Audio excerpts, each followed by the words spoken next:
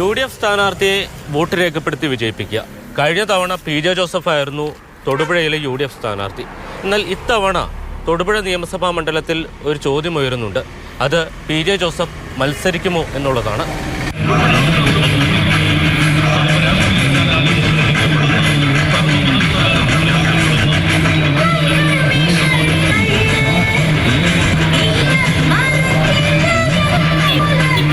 PJ Joseph ഒരുപക്ഷേ ഈ തെരഞ്ഞെടുപ്പിൽ മത്സരിച്ചേക്കില്ല.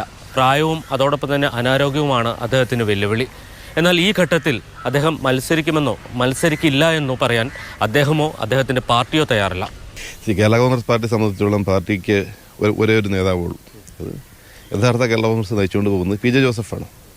മത്സരിക്കുന്നില്ലെന്നോ മത്സരിക്കുന്നുണ്ടോ എന്നുള്ള ചർച്ചകളൊന്നും ആയിട്ടില്ല. ഇപ്പോഴും തൊടുപുഴയിൽ ഒരു MLA എന്ന രീതിയിൽ നല്ലപോലെ പ്രവർത്തിക്കുന്നുണ്ട്. PJ ജോസഫ് അല്ലെങ്കിൽ ആര് എന്ന ചോദ്യം പ്രസക്തമാണ്. സംശയം വേണ്ട, PJ ജോസഫിൻ്റെ മകൻ അപ്പു ജോൺ ജോസഫ് ആയിരിക്കും തൊടുപുഴയിൽ സ്ഥാനാർത്ഥിയാവുക. അപ്പു പാർട്ടിയുടെ നേതൃനിരയിലേക്ക് വന്നപ്പോൾ തന്നെ കേരള കോൺഗ്രസിൽ ചില അസ്വാരസ്യങ്ങൾ രൂപപ്പെട്ടിരുന്നു. ചില നേതാക്കൾ പാർട്ടിയിൽ നിന്ന് വിട്ടുനിൽക്കുകയാണ്. പാർട്ടി ചെയർമാനോട് കൂറുള്ളവരാണ് ഈ പാർട്ടിയിലുള്ള ബഹുഭൂരിപക്ഷം ആളുകളും. അപ്പോൾ കുറച്ചുപേരൊക്കെ മാറി നിൽക്കുന്നു എന്ന് പറയുന്നതൊക്കെ അതൊക്കെ ഒരുപക്ഷെ പല വ്യക്തിപരമായ കാരണങ്ങൾ കൊണ്ടാകാം. PJ ജോസഫാണ് മത്സരരംഗത്തേക്ക് എത്തുന്നതെങ്കിൽ അദ്ദേഹം നേരിടാൻ പോകുന്ന ഒരു ചോദ്യമുണ്ട്. കഴിഞ്ഞ 5 വർഷം MLA എന്ത് ചെയ്തു എന്നുള്ളതാണത്. MLA കഴിഞ്ഞ 3 വർഷത്തിന് ശേഷം കണ്ടത് ഈ തദ്ദേശ തെരഞ്ഞെടുപ്പ് ഘട്ടത്തിലല്ലേ കണ്ടത്. അതിനു മുമ്പ് ഈ നാട്ടിലെ ജനങ്ങളോട് ഇറങ്ങി ചോദിച്ചാൽ അറിയാം, ഒരു കാലഘട്ടത്തിലും ഒരു ഉദ്ഘാടനത്തിന് പോലും MLA കാണാനില്ല എന്നുള്ളൊരു വലിയ പ്രതിസന്ധി നിലനിൽക്കുന്നുണ്ടല്ലോ.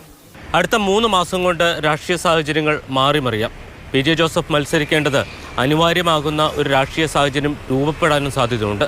അങ്ങനെയാണെങ്കിൽ PJ ജോസഫ് മത്സരരംഗത്തുണ്ടാകും. തൊടുപുഴയിൽ നിന്ന് വിനു കാഞ്ഞിരപ്പള്ളിക്കൊപ്പം ജെയിനസ് രാജു, മാതൃഭൂമി ന്യൂസ്.